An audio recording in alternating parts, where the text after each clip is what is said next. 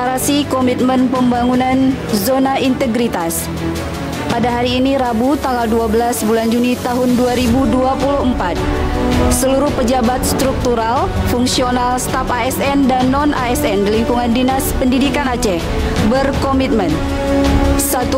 Melakukan pembangunan zona integritas menuju wilayah bebas korupsi di Dinas Pendidikan Aceh dalam rangka mendukung pelaksanaan reformasi birokrasi pemerintah Aceh. 2. Berperan aktif dalam pencegahan dan pemberantasan korupsi dan nepotisme dan tidak melibatkan diri dalam perbuatan tercela. 3. Menjadi role model sebagai seluruh pegawai Dinas Pendidikan Aceh dalam pembangunan zona integritas. 4. Meningkatkan capaian kinerja dalam rangka penguatan akuntabilitas Dinas Pendidikan Aceh.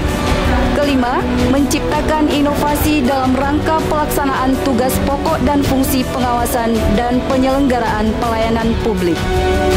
Banda Aceh, 12 Juni 2024, yang berkomitmen kita semua. Terima kasih. Kami, ASN Dinas Pendidikan Aceh, siap mendukung pembangunan zona integritas menuju wilayah bebas korupsi di Dinas Pendidikan Aceh. Kami non-ASN Dinas Pendidikan Aceh mendukung zona integritas wilayah bebas korupsi Dinas Pendidikan Aceh.